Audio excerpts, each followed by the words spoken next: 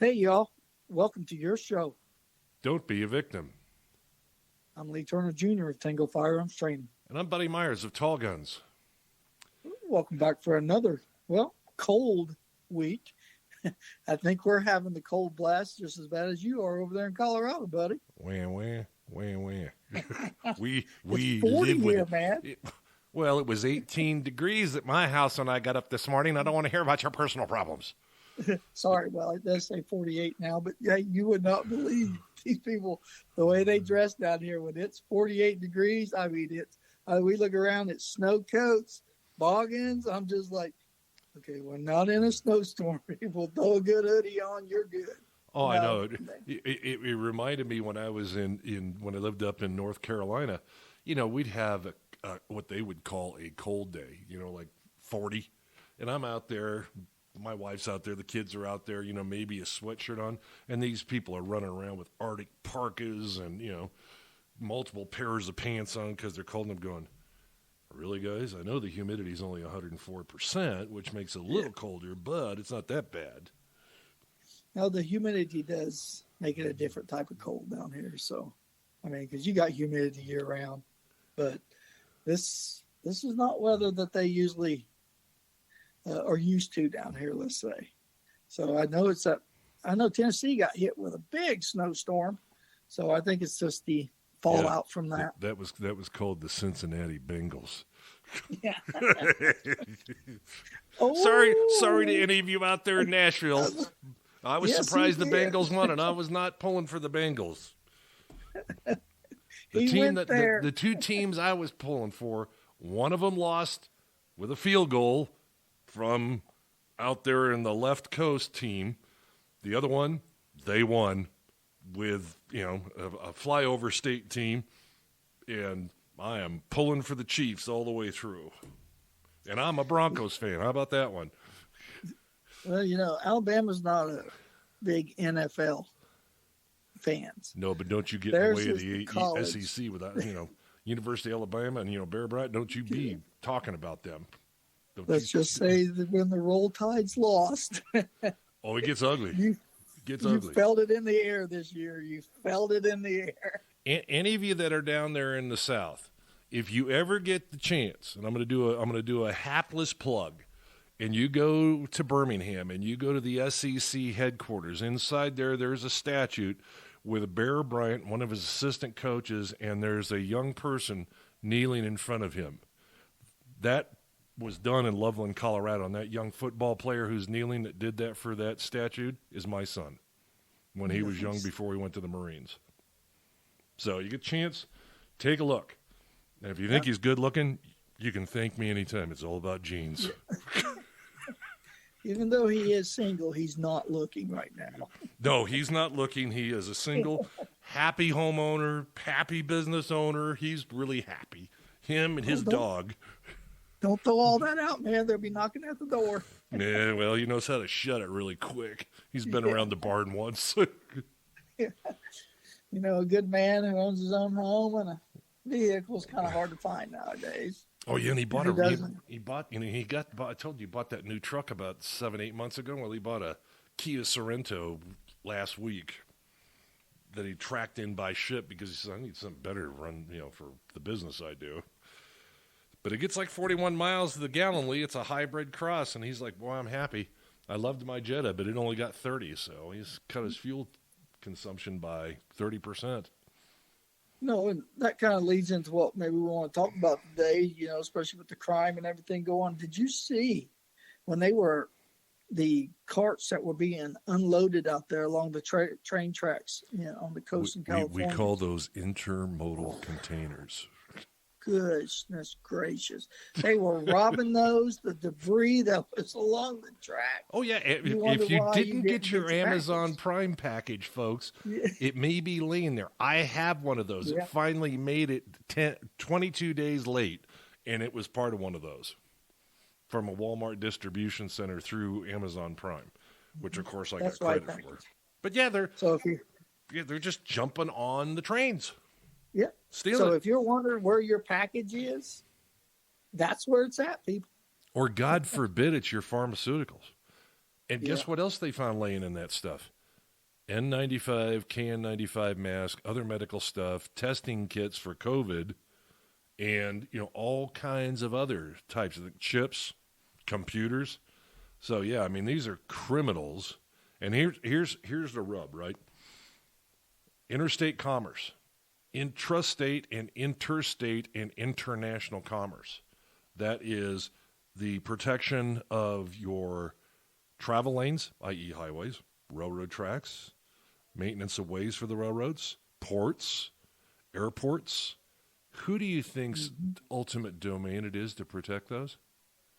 The United States government. It's actually in that way with the statutes. Yes, the railroads have their own law enforcement, but they don't have, they're basically paramilitary, and they're awfully damn good. I've worked with some of them before. But enforcement of what's going on there, you see that going on there outside of L.A. Of course, it's L.A. They should be sicking federal agents on them, whether it's the FBI or, to be honest, hell, I'd activate a unit of the U.S. military out of a place called Camp Pendleton to tell them to go down there and protect those tracks at all costs. Well, I know there's a reporter asked one law enforcement agency, I'm not going to say which one it was because I'm not quite sure, but they said it's not our responsibility unless the railroads contact us and ask us to do it. Yeah, the railroads for the local municipalities, they can't do it because the railroad has full domain control of the right-of-way. And the right-of-way sometimes can reach out 2, 3, 4, 5 miles from the side of a track. Sometimes it's only 20 feet. And that is completely in their control, except when it affects the delivery of the product and the free transit over those lines. Then the federal government can step in, and that can be a decision the president makes. Wait a minute, president decision. There's an oxymoron. Yeah. Sorry. Sorry. That don't even belong in the same sentence. I know. And the president babbles away, needlessly, and somebody else goes, I think what he's trying to say is we need to send some people there. That would be legit then. But yeah, it's and the railroads have been asking, just like the airlines have been asking. It's got these jurisdictions broke down so hard that it makes it hard for law enforcement to assist each other, and it's not them that don't want to help each other. It's by law. They can't go help each other. I'll tell you what, sometimes you can reach what's called an IGA, an intergovernmental agreement, that you could do things one place to another. But on that one, we're going to take a quick break. We're coming up on our end of our first 8 minutes. All right. We'll get started back up. Go ahead, Lee. So it's making it hard for them to do it, but so it kind of leads into what I think we all heard about the 2 police shootings, and definitely would like to say prayers for the families of one. I believe the other one, he's still in critical condition right now. Oh, Lee, it got worse. We're talking about the New York one, right? The 22-year-old rookie took a shot, and then his 27-year-old partner's clinging to life, and a third officer was shot, and the guy was still shooting with them, and when they were down.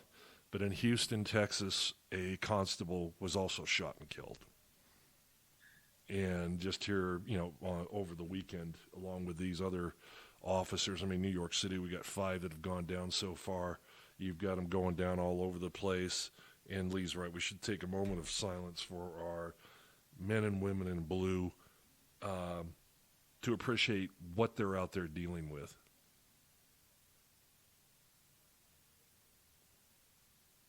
All right, and remember them in your prayers every night. Yep. It's like Lee and I have talked about before, and we've taught in some of our classes. When you're in a combat military style role and you go out on a mission, you know that there are people out there wanting to kill you. They may dress like you, they may dress a little different, but they're out there planning to kill you, and that's their orientation. But these police officers, male and women, go out the door every morning, every afternoon, every evening to go serve and protect the community. And they're under that same pressure. And I cannot imagine the stress level and the pressure that they have, their families have, not knowing if they're going to come home that night. It's different when you're on a deployment 7, 12, 14, 18 months. Your family knows what's going on. And you got your brothers and your sisters around to protect you. But these people I mean, some of them are out there in that patrol car by themselves, like that officer in Houston, ambushed Yeah. by a coward. Just walked up and shot him in the squad car, right? Yep, that's what happened. Yeah. Just And- shot him. I mean, And one of our brave Border Patrol agents on Thursday, he was shot and killed by one of our transient news individuals that we want to have come into our country. And they shot and killed him too. and here's what Former Marine Lee, or not Yes. former, a Marine. a Marine. Here's what's making me about the police. I mean, people entering the police academies is way down. People don't want to do it. For one, they know they ain't got the backing. Two, what they get paid ain't worth losing shot in the back of the head over.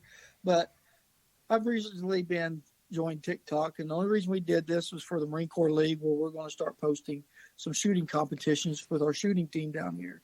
So I've been following these videos, but you wouldn't believe how many police officers, they have their own TikTok accounts and they make these videos, and they make some funny, but you would not believe how many say, if I was in this type of situation, would you have my back?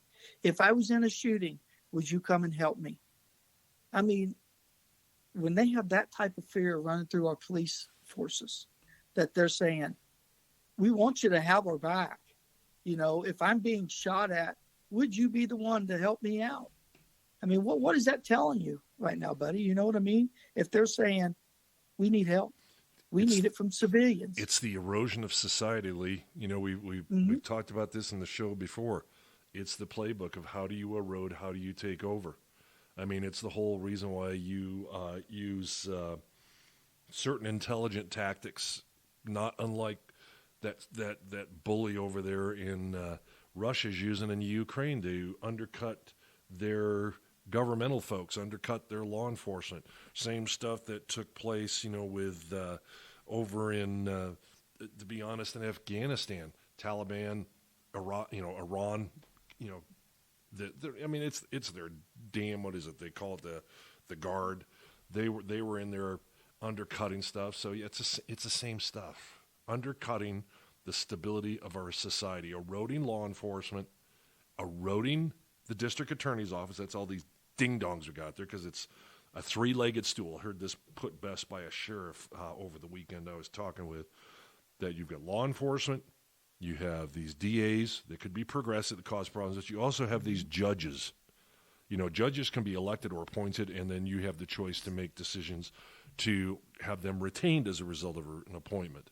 Some of you might recall that I mentioned, on a show previously, I did serve on the Colorado's Office of Judicial Performance Review to review judges in the 8th Judicial District. That's Jackson and Larimer County.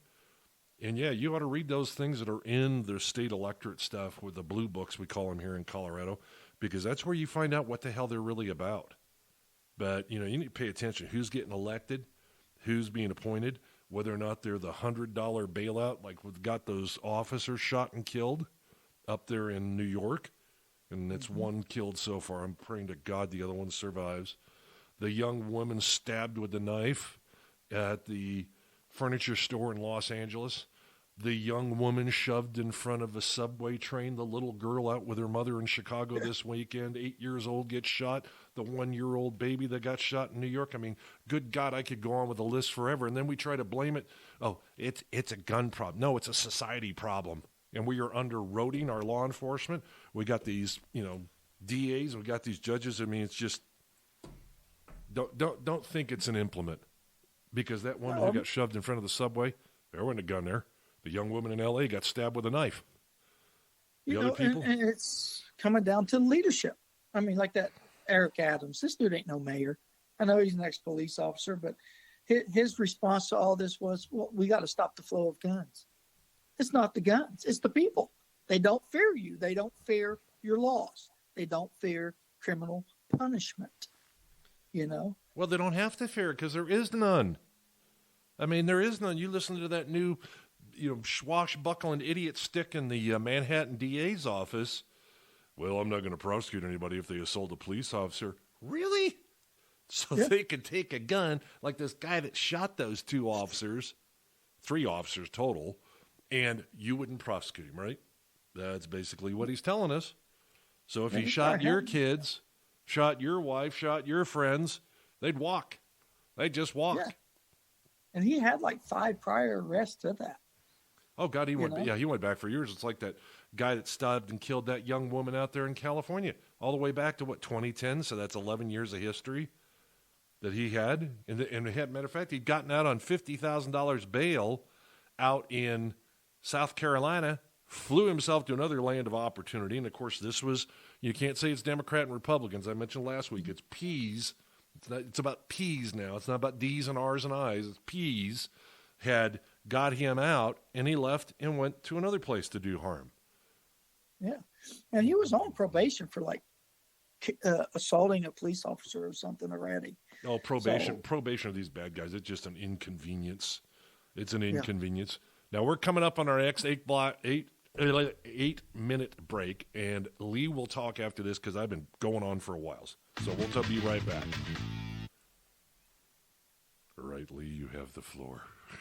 This is going to come from my heart. People, when you decide to enter law enforcement, you really need to think about what you're getting yourself into. If you're prepared for the type of job you're getting into, and like you said, with the counts being down so hard again across the United States for people joining the police academies, you got to think and I'm not trying to disrespect anybody, but the quality of people that's going into now. Well, there's a lot of police officers. I guess I'll just go become a police officer. You better think about that. One thing we got, and the vets don't want to do it. They've been shot at for years over in Afghanistan. They also spend enough time not getting support from the government that sent them there. Exactly. So they come home and say, I'm going to be a police officer. No, they're not going to do it. It's that type of mentality that is being created by the elected officials. Yeah, they're fracturing. They're fracturing. Yeah, they're fracturing it all. And for us and you're supposed to trust these people to have your life, and this guy was 22 years old, this rookie. What experience did he have before the police office? What experience did he have? And let alone think about this, 22 years old. I think about where I was at when I was 22. First marriage, 22 years old, had my life ahead of me, lots of opportunities, lots of things that were there. And this young person, he was married. They were talking about having children. He probably had ideas. Hey, someday I could be a sergeant, sit for the sergeant exam. I could be a detective. I could be a lieutenant. I could eventually be, move into captain. But all that's gone.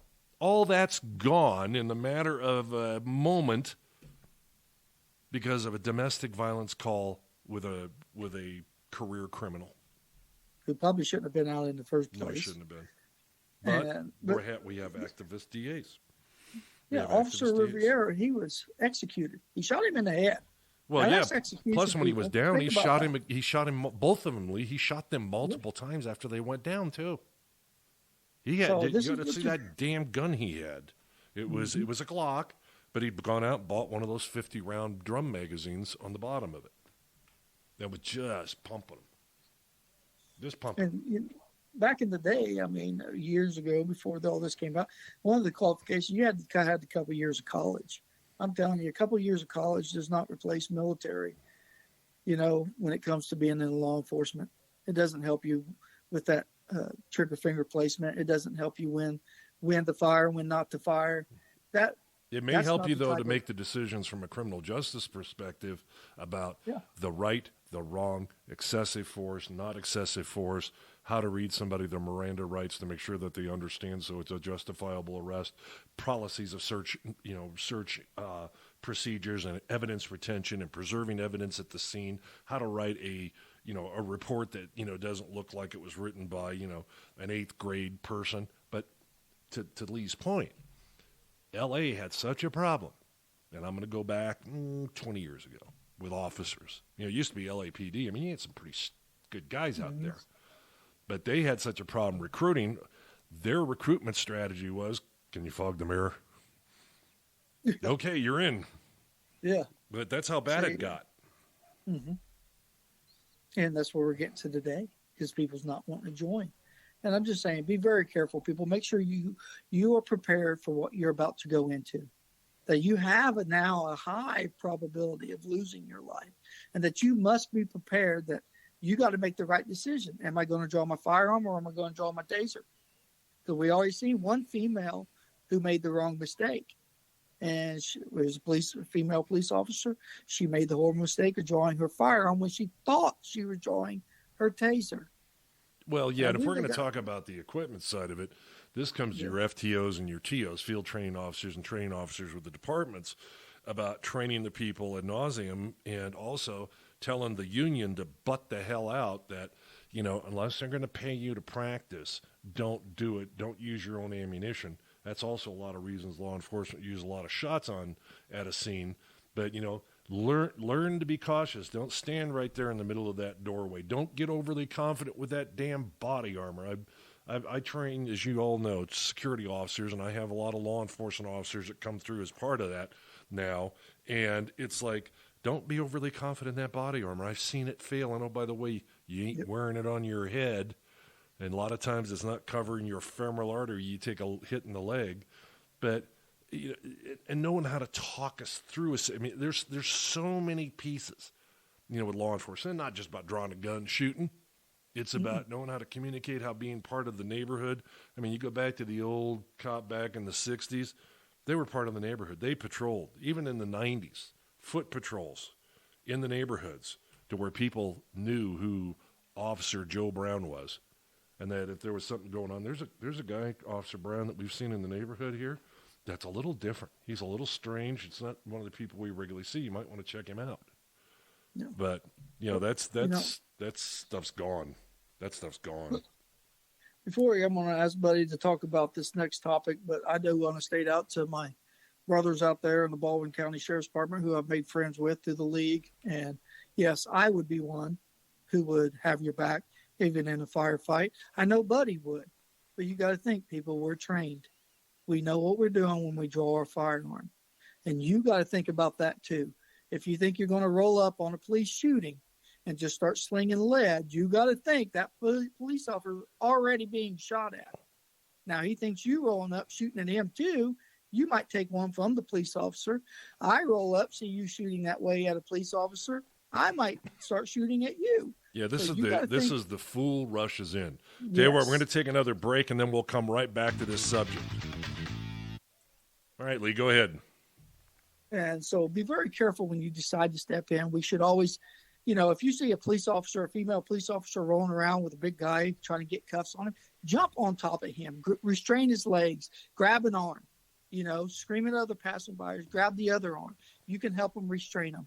But entering that gunfight, you better know what you're doing and think about all the consequences that could follow. Because if you miss and hit a civilian, now that life's Make sure you communicate to that officer or officers, I'm here to help you. Yeah. Good guy, something. Yeah, tell them I'm here to help you. Because under Colorado law, you can assist a law enforcement officer in a apprehension of an individual or in their defense. And you can use force to defend yourself and to defend them. But you need to make sure you communicate to them, because the other side of it is, you got two officers. You got two officers that are on the ground rolling with somebody. You're going to help them. In comes 6 or 7 other officers, because that's the type of response you'll get. They really don't know who the hell you are. The only two people that know is 2 on the ground. Yeah. So you got to be real cautious. Cautious. I'm here to help. Patriot, something. Good guy. While you're grabbing an arm. Something to let them know you're there to assist them. But, buddy, you had spoke to me about something I wanted to get in before we end today's show, about a high statistic that was going out amongst teens today. Oh, my God. Yeah, this one, folks, I was amazed at. They released some statistics this week, and they always sneak stuff out on Friday afternoons or on weekends, because that's, it's off the normal news cycle, and it doesn't get reported. But the new statistic was on what is the highest threat of life and the cause of death in our preteens and our teens. And Lee said suicide. Yeah, that's what would have popped to my mind. Mm-hmm. It's death by a gunshot. death by a gunshot. Just think about the prevalence that has taken up now, whether they're sitting inside their home, in a car with their friends. They may be involved in illegal activity. They might just be walking down the street, laughing and talking, and a stray bullet hits them. Or somebody just for the hell of it shoots them. That is a statistic that's scary. You know, it used to be when I was a kid, you know, you could go out in the street and play and be safe, and you didn't have to worry about getting shot at. And that includes I lived in St. Louis for a while as a kid. And, hey, I didn't worry about getting shot when I was out with my friends. Same thing here in Colorado. Mm-hmm. But now, kids have to worry about that. And do you talk about a statement about our society and our culture? I mean, this is like the kids in Baghdad or up in Al-Qaim or in Ramadi or any of those, you know, in Afghanistan and in Kabul and all the rest of the places, the Kolenthal Valley. I mean, getting shot at. That was the threat of their life. Hey, we got that at home, guys. We got it at home. You know, and I'm sure Chicago has had the big chunk to that because of the gun-related gangs. And they're just flinging rounds, and all these little 7-year-olds, 8-year-olds, and little kids are getting killed. Teenagers are getting killed. And, you know, gangbanger shoots another gangbanger. And it's just sad. That's what's going on right now, especially in cities like Chicago. And yeah, Chicago, sure 8-year-old little girl killed over the weekend. New York City, 1-year-old child shot in the face, had to go through, not even 1-year-old. She celebrated her 1-year birthday on the operating table for frickin' brain surgery. I sure hope she comes out okay with her parents and can live a good life. But, you know, it's appalling to me what we the people are allowing to happen on our streets, because we don't pay attention to the people that we elect to office, and we allow ourselves to have our First Amendment right to redress our complaints and our concerns to our government. Either somebody wants to black you out on Facebook or on YouTube or TikTok, and if you want to really do it, you go down to your city council office when they're having a meeting, and you file your stuff. You write it in the newspaper. You get it out there. You go down to the mayor's office or a mayor's meeting, or one of these elected officials has one of their, I love them out here, they call them listening sessions. No, it's not. It's called, yeah, I'm here. You guys talk. I'm going to be busy texting. Mm-hmm. But, yeah, you just cannot let these people kill our children, kill our friends, kill our society. But this is how bad, like what's going on right now, this is how bad that it is, that our senators are trying to pass a law right now to make it a federal stand your ground. Because they see what's going on. They're at least you know right there from those representatives that they're watching the statistics. They see the high crime murder rates that are going on. They said, we got to give something to the good guys to defend themselves and their families. But you know, Lee, here's the part that really, gripes my ass, is that we even have to have that law. Yeah. That's what gripes my ass. I mean, at the bottom line, folks, and I'm sorry, why we shouldn't even have to have those types of laws. Because those people shouldn't be out in the street. We shouldn't have to worry about that. That should be a God-given right, as the Second Amendment even states, the right to own and bear arms. But it should also be, under the 14th Amendment, your right for the pursuit of happiness, as it says at the top of the Constitution and at the end within the Declaration of Independence, your rights, your ability to pursue happiness. We shouldn't have to be writing laws that says that we can, protect ourselves or protect our homes, that our children should be safe on the streets. That's what gripes my ass. We shouldn't have to have these laws. That was an amazing, amazing statement you just made, buddy, because you're exactly right. We should not have a law saying we have the right to defend ourselves. That's just a God-given right. I have the right to defend my home, my family. I don't have to let you shoot me in the head before I say, I'm going to shoot back, because you're not going to have that chance. Hell, a damn coyote in the plains in Colorado's got more rights to protect their kids and themselves than I've got. Yeah. And it's sad that we're at that point right now, that it seems like the laws are more for the bad guy. I mean, this guy with he already had 5 times hit on him. He's already had assault on police officers on him, and now he's out and he kills the police officers. So, I mean, that right there tells you what is going on. We need to, and I know this sounds old school, but we need to reset at some point, saying, you know what, if you're convicted of shooting a police officer in the head, we're going to feed you tonight. Then tomorrow you will be executed. Yeah, and I am I a defender of the death penalty. 14th Amendment, everybody has the opportunity for due process of law. If you've got overwhelming evidence, but see, the problem is with that is our system's been subverted by the fact that there's been a lot of bad prosecutions, DNA evidence now that can be done and going, oh shit, we did put the wrong person to death. Yeah. We have to be cautious. We have to hold ourselves higher to make sure that due process takes place, but we don't turn them loose on the street. No. And that one, I heard some representatives say, eye for an eye justice. Oh, that was that stellar individual Gascon. Eye for an eye justice doesn't work. Well, you worked until you got in office. Yeah. Well, I'm talking about with DNA, proven beyond a doubt of a jury of your peers. You've been caught on camera. They got the DNA. You were that. Maybe, not the next morning. But they shouldn't be sitting in prison for 20 years on death row. Well, see, this again is all about that vote. Because, we're trying to be a kinder, gentler nation, that people, I don't want to, incarcerate and put somebody to death, and then we find out that we had a mistake. But to your point, if everything is, 100%, but, we also have within our justice system, if you're convicted of a capital crime, that got a death sentence or life in imprisonment, you do have the opportunity for a appeal. But those appeals should be swift. They shouldn't be 10 and 15 years. No. They should be swift.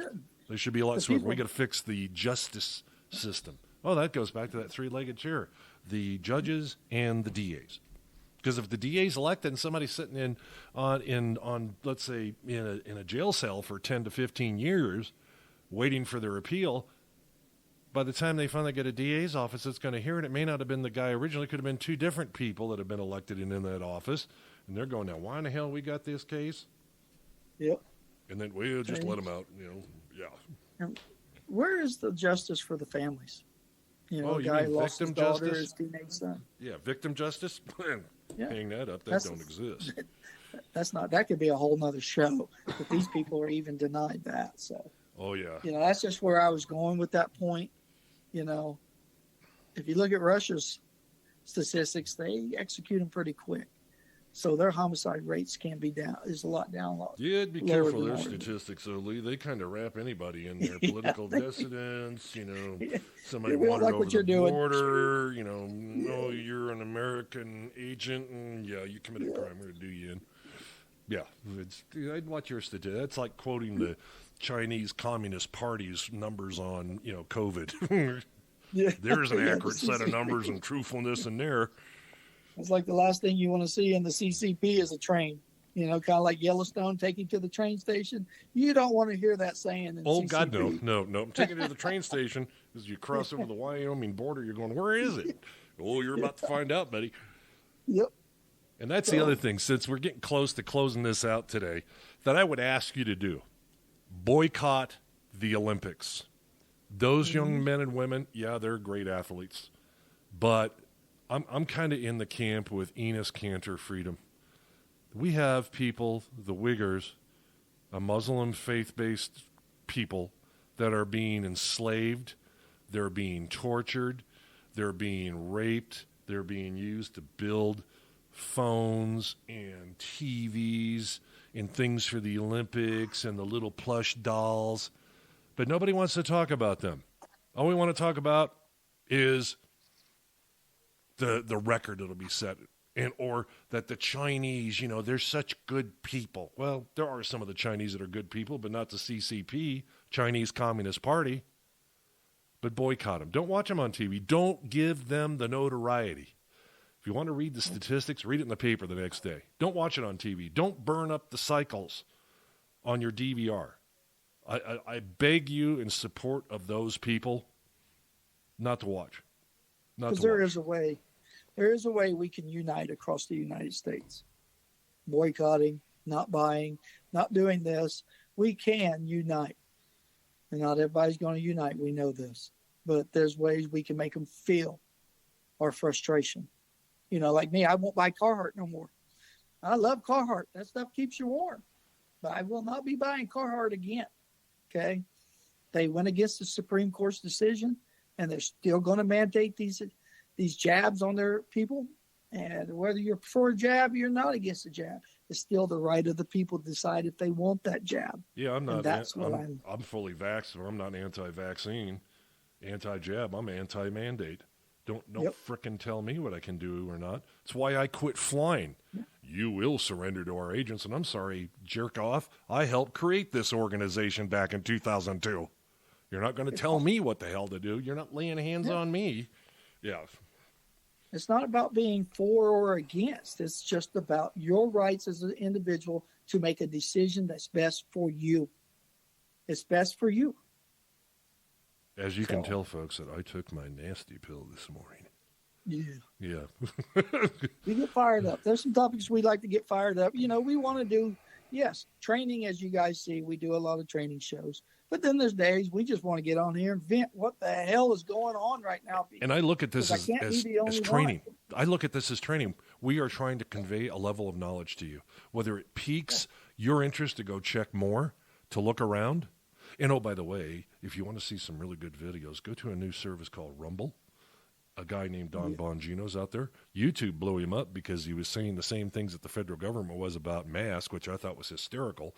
But it's Rumble, R-U-M-B-L-E. And I will disclose that, Mr. Bongino is an investor in there. But there's another one coming out called Truth, T-R-U-T-H. Devin Nunes, he left the House of Representatives this last December. He is the CEO of the parent organization of that, which is Trump Entertainment, Media, and Technologies. So they are going to be fully open. Anybody can use it regardless of what your beliefs are. It's a platform for the First Amendment of the U.S. Constitution. You say what you want to say. Just an idea. Yep. But Lee, why don't you take us into the closing, buddy?